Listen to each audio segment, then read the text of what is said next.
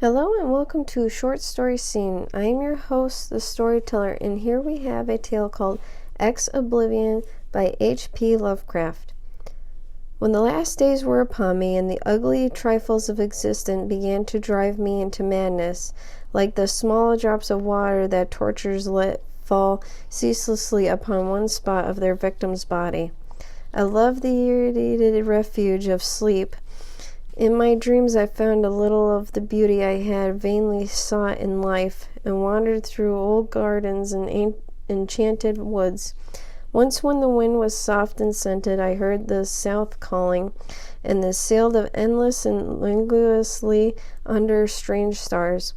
Once when the gentle rain fell, I gilded in the barge down a sunless stream under the earth till I reached another world of purple twilight, iridescent arbors and undying roses. And once I walked through the golden valley and that led in shadowy groves and ruins, and ended in a mighty wall green with antique vines and pierced by a little gate of bronze. Many times I walked through the valley, and longer would I pause in the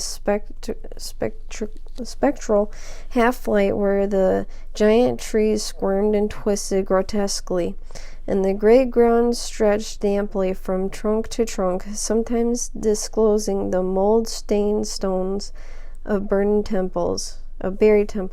And always the goal of my fancies was the mighty vine-grown wall with the little gate of the bronze therein. After a while, as the days of walking became less and less bearable from their grayness and sameness, I would often drift in an opiate peace through the valley of the shadowy groves, and wonder how I might seize them with my eternal dwelling place, so that I need no more crawl back to the dull world stripped of the interest of new colors.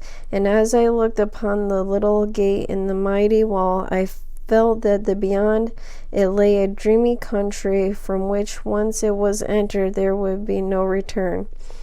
So each night in sleep I strove to find the hidden latch of the gate in the ivied antique wall, and though it was exceedingly well hidden, and I would tell myself that the realm beyond the wall was not more lasting merely, but more lovely and radiant as well. Then one night in the dream city of Zaxarian, I found a yellow papyrus filled with the thoughts of dream sages who dwelt of old in the city, and who were too wise ever to be born in the waking world, and therein and written many things concerning the world of dream.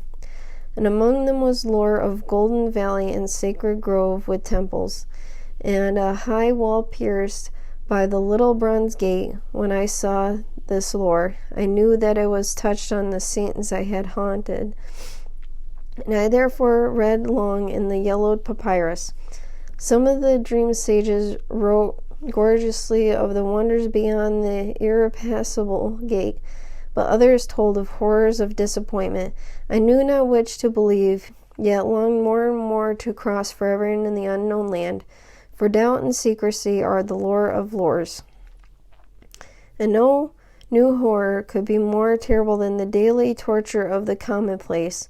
So when I learned of the drug that would unlock the gate and drive me through, I resolved to take it when I next awakened. Last night I swallowed the drug and floated dreamily into a golden valley and shadowy groves, and when I came this time to the antique wall, I saw the small gate with bronze was ajar. From beyond came a gold that was weirdly lit, and giant twisted trees and tops of buried temples, and I drifted on a songfully expectant of the glories of the land, and whence I should never return.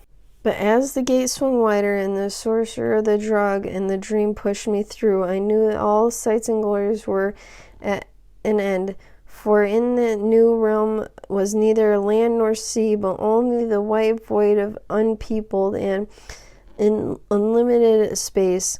So happier than I had ever dared hope to be, I dissolved again into the native infinity of crystal oblivion, from which the demon life had called me for one brief and desolate hour. And that concludes our tale of Oblivion by H.P. Lovecraft. If you enjoy this content and would like to support it, please head on to the Patreon. That is www.patreon.com/shortstoryscene. Thank you for listening, and see you next episode. Bye!